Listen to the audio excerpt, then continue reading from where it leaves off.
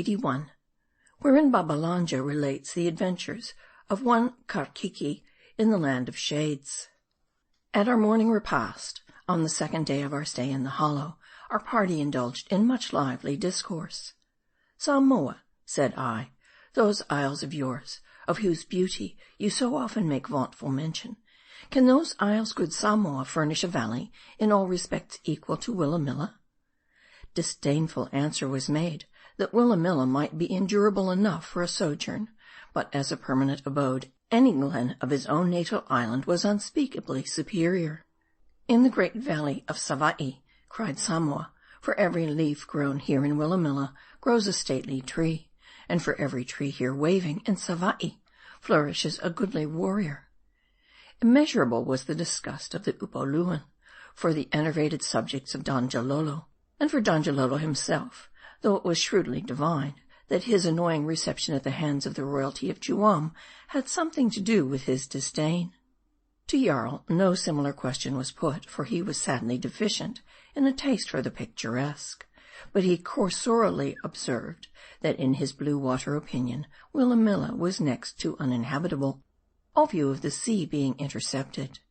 And here it may be well to relate a comical blunder on the part of honest Jarl, concerning which Samoa the savage often afterward twitted him, as indicating a rusticity and want of polish in his breeding. It rather originated, however, in his not heeding the conventionalities of the strange people among whom he was thrown. The anecdote is not an epic, but here it is. Reclining in our arbor, we breakfasted upon a marble slab, so frost-white and flowingly traced with blue veins, that it seemed a little lake sheeted over with ice. Diana's virgin bosom congealed. Before each guest was a richly carved bowl and gourd, fruit and wine freighted, also the empty hemisphere of a small nut, the purpose of which was a problem.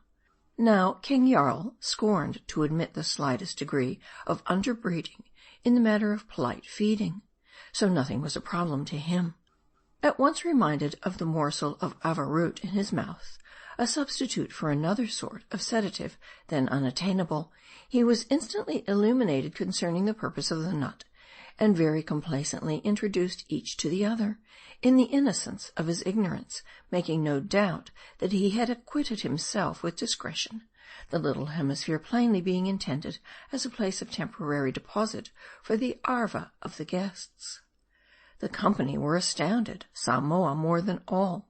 King Jarl meanwhile looking at all present with the utmost serenity.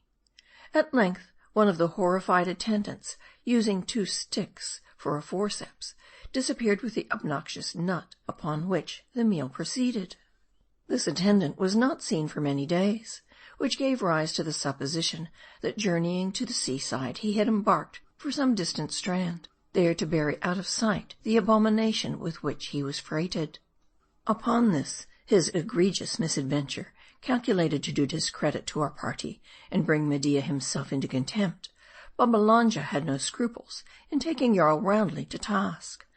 He assured him that it argued but little brains to evince a desire to be thought familiar with all things, that however desirable as incidental attainments, conventionalities in themselves were the very least of arbitrary trifles, the knowledge of them innate with no man. Moreover, Jarl, he added, in essence, conventionalities are but mimickings at which monkeys succeed best. Hence, when you find yourself at a loss in these matters, wait patiently, and mark what the other monkeys do, and then follow suit. And by so doing, you will gain a vast reputation as an accomplished ape. Above all things, follow not the silly example of the young spark Karkiki, of whom Mohi was telling me.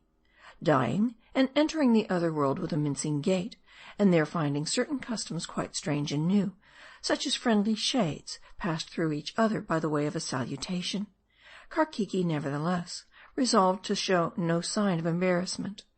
Accosted by a phantom with wings folded pensively, plumes interlocked across its chest, he off head, and stood obsequiously before it.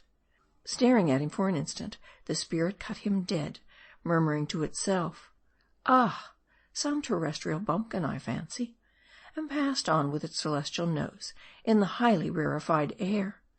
But silly Karkiki, undertaking to replace his head, found that it would no more stay on, but forever tumbled off, even in the act of nodding a salute, which calamity kept putting him out of countenance. And thus through all eternity is he punished for his folly in having pretended to be wise wherein he was ignorant. Head under arm he wanders about, the scorn and ridicule of the other world. Our repast concluded, messengers arrived from the prince, courteously inviting our presence at the house of the morning. Thither we went, journeying in sedans sent across the hollow for that purpose by Donjalolo. End of chapter 81.